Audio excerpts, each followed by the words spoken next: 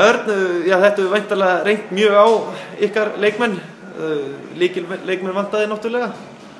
Já, vantar töluvert að mönnum, það voru brottföll í dag á lykilmönnum sem að það gerði okkur ekki öll fyrir og þessum að Atli fekk eitthvað í magan, þannig að við áttum erfitt í dag, alveg rétt. Hvað, ekki verið að fylgjast með mataræðu hérna á þessu leikmönnum? Jú, ströng matardagbokum mönnum og forseti félagsins fylgist náið með því. Þannig að það er allt undir kontról. Já, en þessi leikur í kvöld, já, Víkingar, já, þeir byrjuðu frekar illa gegn ykkur en náðu svo að sigla aðeins fram úr ykkur? Leikmennu okkar var náttúrulega bara að drepa niður leikinn, það tókst framan af, spilum ágæta vörn í fyrir áleik. Flest mörkin sem fengum okkur voru hraðablöpum eftir óskynsamlegar ákvarðanir hjá okkur, bæði línusendingar og ótímabil, hvað segir maður, skot á röngum tímapunkti. Þannig að það skilaði mörgum í bakið, öðvöldu mörgum, sem að gefa okkur mjög rætt fyrir. Þú skorar hérna núna 10 mörk af 16 mörkum ykkar, hvað í úrskupunum eiginlega að gerast þarna hjá þér? Af hverju ertu að skora svona mikið? Já, ég veit ekki. Ég skora sem þorra, ekki bara þannig. Já.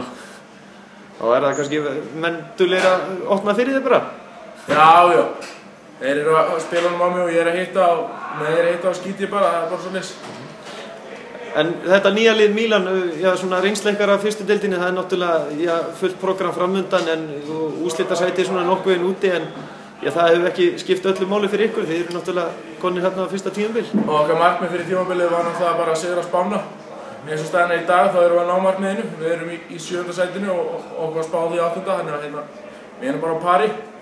Fókusin þessu tímabilið er bara að hafa gaman og leyfa öllum að prófa og gera þetta skemmtilegt og það er bara að ganga ágætlega.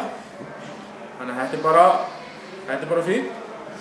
Og skemmtileg, stemning hjá ykkur, þið voruð það ekki að halda einhverja bíóferð þarna daginn núna? Eða bíósýningu? Jú, við erum búin að vera með fullt af fjáröflunum. Við þögulöðum heila fótboltavöll og svo fórum við og mókuðum skít og 3 út heilu hesthúsi og svo heldum við bíósýningu daginn og það er margt í gangi. Þannig að þetta er dýrt. Þannig að við erum að afla fjár. En er von á lykilmönnunum ykkar aftur inn í hópinn eða hvernig er svona? Já, voru 2 fjarnandi í dag vegna bara náms. Voru að fara í mikilvægt próf og þurft að sinna því. Svo er eignast barn.